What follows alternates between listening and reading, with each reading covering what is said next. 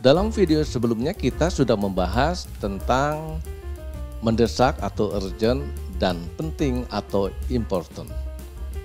Dari kedua variabel ini kita menemukan 4 situasi. Pertanyaannya adalah bagaimana kita menentukan yang penting atau yang prioritas bagi kita. Jadi dengan kata lain, prioritas adalah menentukan hal yang paling penting buat diri kita, kemudian juga penting, kurang penting, dan tidak penting. Langkah pertama adalah tanyakan kepada diri sendiri, apa yang penting dalam hidup saya? Apakah saya ingin fokus pada karir saya sehingga saya bisa sampai kepada posisi paling tinggi, atau saya mengutamakan keluarga misalnya, atau saya mengutamakan kesehatan, atau saya mengutamakan spiritual. Setelah kita mengetahui yang paling penting untuk kehidupan kita ke depan, langkah berikutnya adalah menentukan sasaran jangka panjang. Kalau misalnya prioritasnya adalah karir, maka tentukanlah dalam 10 tahun yang akan datang saya mau jadi apa. Dari sana kemudian kita menentukan bagaimana supaya katakanlah saya ingin mencapai posisi tertinggi dalam satu perusahaan.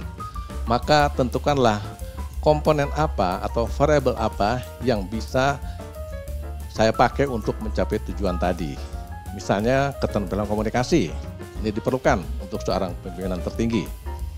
Kemudian dari salah satu komponen ini kita pecah lagi untuk bisa menguasai komunikasi, apa yang harus saya lakukan dalam jangka pendek, baik itu mingguan atau bulanan.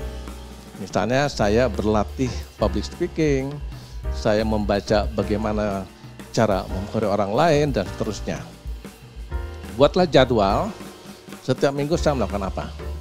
Jadi dari sana kita akan lihat nanti dievaluasi setiap 1 bulan misalnya, kita lihat progresnya. Karena ini yang namanya prioritas adalah proses berkelanjutan, tidak berhenti pada satu kali apa yang kita lakukan tadi. Jadi dievaluasi lagi, sehingga kemudian kita bikin perencanaan lagi, dan seterusnya. Tanpa terasa nanti akan sampai pada suatu titik ternyata saya sudah berada pada posisi yang lebih baik. Karena kita disiplin dalam melakukan tindakan tadi yang untuk mencapai tujuan. Sekali lagi, jangan lupa tanyakan pada diri sendiri, apa yang ingin saya capai dalam hidup?